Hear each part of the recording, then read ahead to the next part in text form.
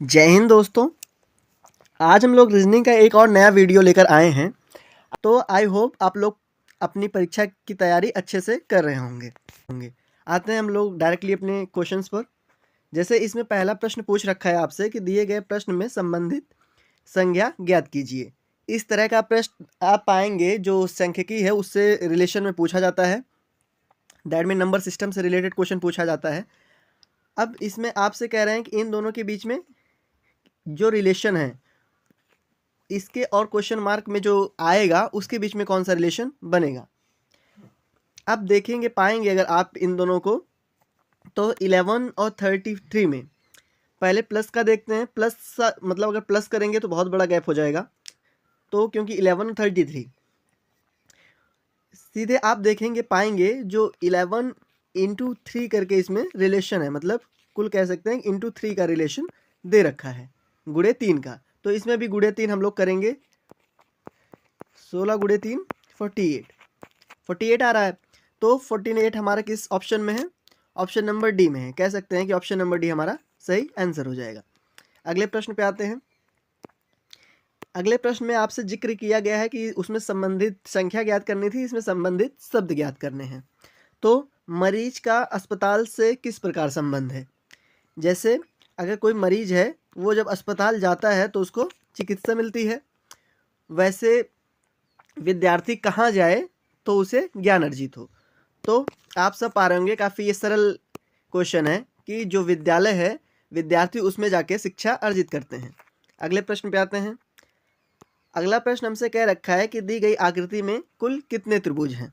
आप इस तरह के जो प्रश्न सॉल्व करोगे तो उसमें क्या करना है, या तो ऊपर से नीचे करना या तो नीचे से ऊपर करना। चलिए हम लोग ऊपर से इसमें करते हैं। ये एक त्रिभुज हो गया, 2, 3, 4 और ये 5। ठीक, इतने तो 5 मिल गए आपको। ठीक है, फिर उसके बाद आप पाओगे कि ये एक त्रिभुज है, 5 1 6। फिर पाओगे ये एक त्रिभुज है, 6 1 7। फिर पाओगे आप ये एक त्रिभुज है, 8। और ये पूरा भी एक त्रिभुज है। तो कुल मिला के कितने त्रिभुज मिल रहे हैं आपको? इसमें 9 त्रिभुज इस डायग्राम में आपको मिल रहे हैं। कह सकते हैं ऑप्शन नंबर बी इसका सही आंसर हो जाएगा। अगले प्रश्न पे आते हैं। अगला प्रश्न आपसे वेन आरेख से पूछ रहा है। तो इसमें दे रखा है कि जो वेन आरेख हमें दिया गया है उसमें इन शब्दों का जो संबंधित डायग्राम है उसके मतलब उसके बारे में बताएं। तो भिंडी एक सब्जी है, इसे आप जानते हैं सब कि भिंडी एक सब्जी है। और फल और सेब में रिलेशन है कि सेब एक फल है। ठीक, हम लोग एक फल का डायग्राम बनाते हैं। ठीक, उसमें एक फल है तो सेब, मतलब उसका जिक्र किया गया है कि सेब है तो फल है उसके अंदर, वो करेंगे। लेकिन सब्जी फल से बाहर है तो इसके बाहर रखते हैं। आप पाएंगे कि जो ऑप्शन नंबर बी है वो सेम जैसा हम लोग का डायग्राम बन रहा है वैसे ही बन रहा है। तो कह सकते हैं कि ऑप्शन नंबर बी इसका हमारा सही आंसर है। अगले प्रश्न पे आते हैं। अगला प्रश्न हमसे कह रखा है कि जो आकृति दी गई है उसमें एक्स का युक्त फलक के विपरीत क्या होगा, मतलब जो एक्स का पोजीशन है इसके विपरीत क्या होगा। तो अगर आप डायग्राम बना है आपका तो इसको हम लोग अपोजिट करके देखते हैं। यहाँ पे एक्स है, यहाँ पे ओ करते हैं एन और एक्स।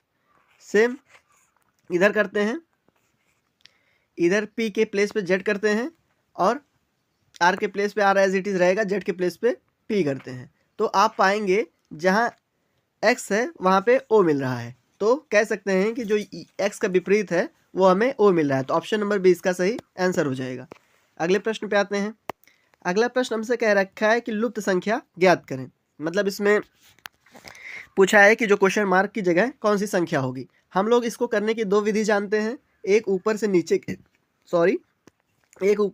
की तरफ, एक दाएं से बाएं की तरफ। ठीक है, आप इसमें पाओगे कि 759, इसमें कोई रिलेशन आप ढूंढो तो क्या मिल रहा है आपको?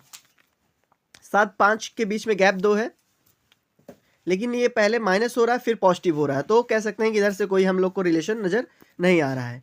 तो हम लोग इधर से इधर जाते हैं। इधर में पाओगे आप 7 8 4। तो आप इसमें से पाओगे इन दोनों का जो रिलेशन है और इससे, तो कह सकते हैं अगर ये प्लेस वैल्यू ए रखें, ये सी रखें, तो हम लोग कह सकते हैं ए प्लस सी और इसको बी रखें इंटू बी। इक्वल टू जो आएगा। तो अब इसी को सॉल्व करते हैं। 7 और 8 को मल्टीपल आप करें, सॉरी 7 4 को मल्टीपल करें, 7 और 4 को प्लस करें आप, मल्टीपल नहीं, क्योंकि हमने जो फॉर्मूला बनाया उसमें प्लस है। तो 7 + 4 × 8। इसके लिए क्या करेंगे, 5 + 4 × 11। अब आप इसको सॉल्व करें। जब 7 + 4 करेंगे 11 × 8 इक्वल टू 88 आएगा। मतलब कह सकते हैं कि ये वैल्यू फिक्स, मतलब इस चीज़ का हमें पता चल रहा सही है। फिर 5 + 4 कितना होगा, 11 × 11 कितना होगा, 121। कह सकते हैं कि ये जो वैल्यू है ये भी सही है। तो इसी तरह हम लोग तीसरे का करते हैं। तीसरे का करने के लिए हम लोग क्या करेंगे, 9 प्लस को 3 करेंगे, 9 + 3 × 7 और 9 + 3 जब करेंगे तो हम लोग को क्या प्राप्त होगा, 9 3 कितना होता है, 12 × 7। तो जब हम लोग इसको सॉल्व करेंगे तो 12 × 7 क्या होता है, 84। हमारा 84 किस ऑप्शन में है, ऑप्शन नंबर ए में है। कह सकते हैं ऑप्शन नंबर ए हमारा इसका करेक्ट आंसर हो जाएगा। अगले प्रश्न पे आते हैं। अब जैसे अगला प्रश्न है दोस्तों कि दिए गए उत्तरों में आपको कौन सा शब्द जो है उत्तर, मतलब कौन सा उत्तर शब्दों का सार्थक क्रम होगा। तो इसमें आपसे सार्थक क्रम पूछ रखा है। तो अगर देखेंगे आप, माथा है, आंखें हैं, कान है, ओष्ठ है, नाक है। तो अगर आप इसमें पाएंगे कि ये आपके सिर की बात कर रहा है, ठीक। तो सिर में सबसे पहले कौन सा आता है, माथा, ठीक। जो आपका ये माथा होता है, आँख के ऊपर का हिस्सा, वो आता है। उसके बाद माथे के नीचे आँख आ रही है। मतलब कह सकते हैं इसको एक पोजीशन पे रख सकते हैं, इसको 2 पोजीशन पे रख सकते हैं, ठीक। तो इसका क्रम क्या बन रहा है हमारे पास, हमारा क्रम जो इसका बन रहा है वो 5 2। और उसके बाद, इसके बाद आँख के बाद क्या आता है, आँख के बाद हमारा कान आएगा। रीज़न है कि उसके नीचे आप क्या आओगे, तुरंत पीछे के, मतलब उसके बगल में कान पाओगे। तो 5 2 4। उसके बाद क्या आता है, उसके बाद आप पाओगे हमारा जो होस्ट है, सॉरी, उसके बाद पाओगे जो कान के बाद अगर पाओगे आप, आपकी नीक जो नाक होती है वो आपके होस्ट से ऊपर होती है। तो 3 नंबर पे, 4th नंबर पे 3 प्लेस हो गया। और एट लास्ट सबसे नीचे होस्ट है, जिसको ओट के नाम से भी जानते हैं। तो हमारा क्रम क्या आ गया, 5 2 4 3 1। मतलब कह सकते हैं कि ऑप्शन नंबर सी इसका करेक्ट आंसर है। अगले प्रश्न पे आते हैं। अगला प्रश्न ध्यान से पढ़िएगा क्योंकि ये शब्दों में आपको फंसाएगा। इसमें सबसे पहले कह रहा है कि इफ़ लगाया है, कि मतलब जो यहाँ इनटू डिवाइड ये सब दे रखा गलत है। इफ़ का मतलब अगर इफ़ कहीं लगा दे रहा है, वो कह रहा है कि मानो जो मैं कह रहा हूँ, प्रश्न का मांग उसमें कर रहा है। तो अब इसमें देखिए जो यदि है, डिवाइड का अर्थ यहाँ पे जोड़ है। यहाँ पे हम लोग जहाँ डिवाइड है वहाँ पे प्लस कर लेते हैं, ठीक। उसके बाद कह रहा है कि प्लस के अर्थ पे घटाव है। तो प्लस कहाँ है, मतलब यहाँ पे, यहाँ इसके अर्थ पे घटाव है। उसके बाद कह रहा है घटाव के अर्थ पर गुणा है। तो घटाव यहाँ है तो यहाँ गुणा है। उसके बाद कह रहा है इंटू के अर्थ पे विभाजन है। जहाँ इंटू है यहाँ विभाजन है, मतलब विभाजन का काम है, ठीक। इतना समझ आए।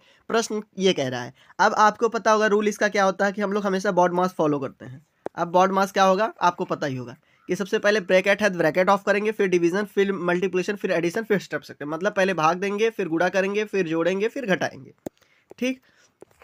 अब इसमें सॉल्व करते हैं। आप 48 और 60 ये पेयर सबसे पहले इसमें डिवाइड है, सॉल्व करना पड़ेगा आपको। 48 से 6, मतलब 6 से 48 को भाग दीजिए तो आपको कितना मिल रहा है, तो आप पाओगे 8, ठीक। नया इक्वेशन हमारा बन रहा है इंटू, क्योंकि ये नया लेना है हमें, ठीक, इंटू 5, फिर उसके बाद +8, फिर -1। अब इसको सॉल्व करिए। अब मल्टीप्लाई दोबारा सॉल्व करेंगे। 8 5 जा 40 होता है, फिर +8 -1। उसके बाद पता है हमें एडिशन करेंगे, 48 -1। अब इसको आप सॉल्व करोगे तो मिलेगा हमारे पास 47। 47 किस ऑप्शन में है, ऑप्शन नंबर बी में है। मतलब कह सकते हैं कि ऑप्शन नंबर बी हमारा सही आंसर हो जाएगा। अगले प्रश्न पे आते हैं। अगला प्रश्न आपसे दर्पण से पूछा है, जो विगत वर्षों में इससे हमेशा पूछे जा रहे हैं। चाहे आप यूपी कांस्टेबल की परीक्षा में पुराने प्रश्न पत्र देख लीजिएगा या फिर और कोई कॉम्पिटिटिव एग्जाम। इसमें कह रहा है कि दर्पण का छाया अंकित कीजिए। मतलब छाया अंकित का क्या मतलब है कि अगर दर्पण पे किसी शब्द की छाया पड़ रही है, मतलब उसका जो प्रतिबिंब बनेगा वो कैसे बनेगा। तो आपको पता है कि जो दर्पण होता है उसमें सेम अपोजिट दिखाया जाता है। मतलब आप उसमें P लिख रहे हो तो P का जस्ट उल्टा दिखा देगा। लाइक ऐसे अगर दर्पण यहाँ लगा है तो P ऐसे लिखते हो तो उसमें ऐसे दिखा देगा। ठीक, एक पहले विधि। और दूसरी विधि क्या होती है, मतलब सॉरी, पहला पॉइंट है और दूसरा पॉइंट क्या नोट करने की बात है कि वो हमेशा पीछे से दिखाता है। इसमें जैसे पोलैंड लिखा है तो इसमें ये DN ऐसे करके लिखेगा। अब सेम हम D का बनाते हैं। D का उल्टा क्या होगा, ऐसे बनेगा। ठीक है, उसके बाद N का उल्टा कैसे बनेगा, तो N का उल्टा कैसे बनेगा, आप पाएंगे जो N का उल्टा होगा वो कुछ इस प्रकार होगा। ठीक, अब आप N के बाद क्या दे रखा है, N के बाद N आएगा, तो सॉरी N के बाद A आएगा। A कैसे बनेगा, A एज इट इज ऐसे बनेगा, क्योंकि अगर आप इधर से भी बनाओ चाहे इधर से बनाओ दोनों एक ही तरफ से A ऐसे ही बनेगा। ठीक, L कैसे बनेगा, L इस साइड को बन जाएगा, फिर O सेम ही बनेगा, और P जस्ट उल्टा बन जाएगा। तो आप किस ऑप्शन में इसे पा रहे हैं, DNALOP, आप पाएंगे ऑप्शन नंबर बी में सेम एज इट इज इसी के बन रहा है। तो कह सकते हैं हमारा जो ऑप्शन नंबर बी है वो सही आंसर होगा। अगले प्रश्न पे आते हैं। ये आखिरी प्रश्न है। इसमें कह रहा है कि निम्नलिखित में से असंगत की पहचान करना है। असंगत की पहचान करने के लिए क्या देखते हैं कि जो डायग्राम है उनमें क्या रिलेशन बन रहा है। ठीक, अब देखिए ये जो आकृतियां दी गई हैं, S दे रखा है, U दे रखा है, C दे रखा है, ये कभी आप देखिए इसमें रेखा का कोई प्रयोग नहीं हो रहा है। मतलब ये एज इट इज कह सकते हैं फ्री हैंड बनाया गया डायग्राम है, इसमें किसी रेखा का प्रयोग नहीं कर रहे हैं।